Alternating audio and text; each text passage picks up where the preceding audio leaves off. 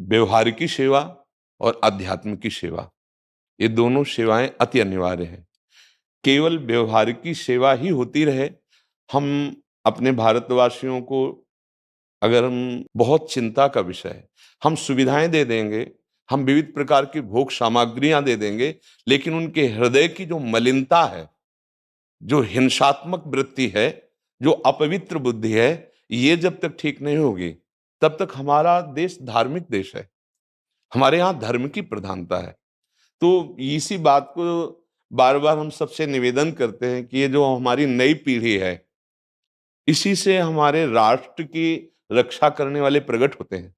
जो विद्यार्थी जन हैं, उन्हीं में कोई एमएलए बनता है, उन्हीं में कोई सांसद बनता है, उन्हीं में कोई मुख्यमंत्री बनता है, उन्हीं में कोई राष्ट्रपति या प्रधानमंत्री उन्हीं में अपने लोग भी सब थे। अब हमारी शिक्षा केवल आधुनिकता का स्वरूप लेती जाए होनी चाहिए। मय्येव मन आदत्स्व मयि बुद्धिम निवेशय, तो निवशिष्यति मय्येव अत ऊर्ध्वम न संशया, तू मेरे में ही निवास करेगा, अर्थात भगवदानंद में। अविनाशी जीव कभी भोग विलास में तृप्त हो ही नहीं सकता। हम अगर अपने राष्ट्र की विशेष सेवा, तो हमारे धर्म का परिचय, जैसे आप जन करते हैं, धर्म का हमारा क्या स्वरूप है, हमारे जीवन का लक्ष्य क्या है। हमें जितना राम जी प्रिय हैं, कृष्ण जी प्रिय हैं, उतने ही भारत देश हमारे लिए प्रिय है। जैसे राम भक्त, कृष्ण भक्त, वैसे ही हमारे भारत देश का हर जन जन हमारा आदरणीय और बहुत ही विपत्तिजनक है। अगर ये बढ़ता रहा, तो हम विविध प्रकार की सुख सुविधाएं देने पर भी अपने देशवासियों को सुखी नहीं कर पाएंगे, क्योंकि सुख का स्वरूप विचार से होता है।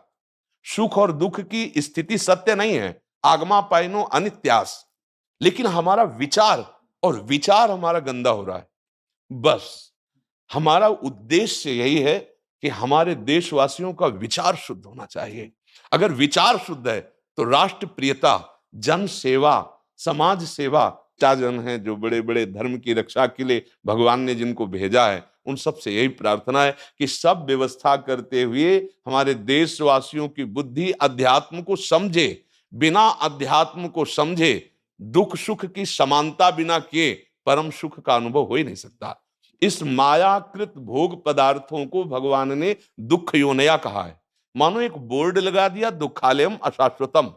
और हम सब यही चाहते हैं कि लौकिक भोगों को भोगने से ही हमारा राष्ट्र सुखी हो जाएगा या हम सुखी हो जाएंगे। नहीं, लौकिक भोगों को पूजन सामग्री बना करके और साध्य सच्चिदानंद प्रभु को रखा जाए, तो आनंद की उमंगन हो जाएगी। दुर्लभ है किसी सच्चिदानंद सुख के लिए, और उस सुख को तो हम भूले हुए, एकदम बहते हुए शब्द स्पर्श रूप रसगंध के प्रवाह में चले जा रहे हैं, और इसी को सौभाग्य समझ रहे हैं कि हमें सुख प्राप्त हो रहा है। नहीं, हम सबसे प्रार्थना करते हैं कि आप अपने धर्म को समझिए। आप अपने स्व को जहां जहां स्थापित करते चले जा रहे हैं, आप उसे गंदा करते चले जा रहे हैं। मदिरा में, हिंसा में, द्यूत कीड़ा में, व्यभिचार में, इसे दोष नहीं समझा जा रहा आज। और हमारे शास्त्र और हमारा धर्म इसको निषेध करता है। कलयुग की स्थिति बताई गई है। छोटे छोटे बच्चे व्यसन करने में लग गए। आज स्कूली विद्यार्थी जिनको ब्रह्मचर्य से पुष्ट होना चाहिए, वो ब्रह्मचर्य नष्ट कर रहे हैं। ये बड़ा चिंता का विषय है। हमारे देश के लिए जो जवान चाहिए, हमारे देश के लिए जो भक्ति चाहिए, और अवस्था में जैसे गेहूं की फसल है और गलेथ में काट ली जाए तो ना दाना मिलेगा ना सही भूस मिलेगा, ऐसे ही 20 वर्ष की अवस्था तक यदि ब्रह्मचर्य नष्ट कर दिया जाए, तो वो गृहस्थ के योग्य में नहीं रह सकता। राष्ट्र सेवा की क्या बात है। हमारे राष्ट्र सेवा के लिए बहुत विशाल हृदय की आवश्यकता है। हमारे शरीर को बहुत स्वस्थ रखने की आवश्यकता है, तभी हम समाज सेवा, राष्ट्र सेवा। तो शरीर और बुद्धि दोनों का स्वस्थ होना बहुत आवश्यक है। तो शरीर को तो नष्ट किया जा रहा है विषय भोगों में। लोग समझने लगे हैं कि मान ना लोभ पर, ना मोह पर, ना हिंसा पर, फिर क्या जीवन। तो इसीलिए हमारा बार बार हृदय में सबसे प्रार्थना है, जिस संत भगवान भी आते हैं, ये देखो इस समय आवश्यकता विचार शुद्ध करने की है, आहार शुद्ध करने की है, आचरण शुद्ध करने की है। हमारे देश ने चरित्र की पूजा की है। रावण किसी बात में कम नहीं था। आज भी कोई शिव अगर अभिषेक होता है, चरित्र बेचना मतलब कोई समझ में नहीं आ रहा। छोटे छोटे बच्चे चरित्रहीन हो रहे हैं। हमारा राष्ट्र संकट में पड़ जाएगा अगर हमारे बच्चे व्यवस्थित नहीं हुए, उनकी बुद्धि शुद्ध नहीं हुई, उनका स्वास्थ्य ठीक नहीं रहा, कौन आगे चल करके है? यही पीढ़ी तो है ना, इन्हीं में से तो निकलते हैं हमारे राष्ट्रभक्त, भगवत भक्त, देश सेवी। तो सबसे यही प्रार्थना है कि हमारे नई पीढ़ी को सुधारा जाए। खास बात नहीं है, खास बात है अपने जीवन को सत्य और तप में तपा करके समाज को प्रदान कर देना। हाँ, विविध प्रकार से हमारे समाज को सुख पहुंचे, इसी में भगवान विराजमान है।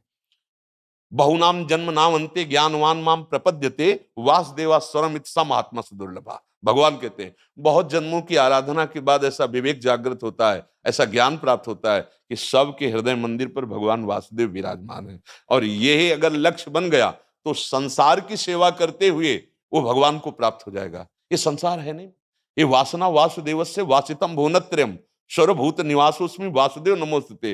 वो वासुदेव ही अपनी वासना इच्छा एको हम बहुत श्यामा विस्तार कर लिया है। यही जनाना है कि तुम साधारण देह नहीं हो प्यारे, तुम अविनाशी के बच्चा हो, जो चाहो कर सकते हो, पर तुम्हारी चाह गलत दिशा को चली गई। व्यसन छोड़ो, व्यभिचार छोड़ो, तो हमारी राष्ट्र सेवा में लगो, समाज सेवा में। बूढ़े बूढ़े माता पिता को जवान बच्चे निकाल दे रहे हैं, क्या ज्ञान घर से निकाल दिया, हमारे बेटे सेवा नहीं करते। तो लगता है हमारे शास्त्र तक पहुंचना तो बड़ी कठिन बात है। ये मनुष्य की मनुष्यता को भी छोड़ते चले जा रहे हैं, नहीं चले जा रहे। अब जैसे और लोग बहुत से वचन ऐसे, हम आपको ये दे देंगे, हम आपको ये दे देंगे, उसे होगा क्या? जो आप देना चाहते हो बहुतों के पास है। इनकी बुद्धि सुधारो, इनको धर्म का ज्ञान करवाओ, इनको राष्ट्र प्रियता सिखाओ कि राष्ट्र के लिए कैसे प्राण समर्पित किए जाते हैं। हाँ, अगर ये नहीं हुआ तो सुख सुविधाओं में फिर भोगवृत्ति बढ़ती चली जाएगी और लाभ नहीं मिल पाएगा।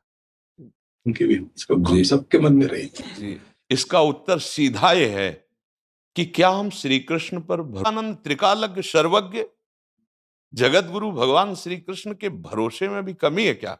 अगर भरोसा दृढ़ है तो वही होगा जिसे कहा जाता है परम मंगल में, परम मंगल होगा, कदम पीछे नहीं।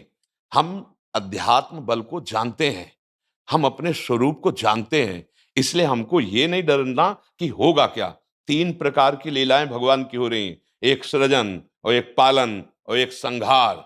जिस समय जैसा आदेश होगा हम उनके दास हैं, वैसा ही करेंगे। आप अपने लोगों को तैयार किया है श्री कृष्ण ने, ऐसे ही आपके इन्हीं में से एक तैयार हो जाएगा जो बहुत जोर का संभालेगा। आपको चिंता नहीं करना आगे क्या होना है।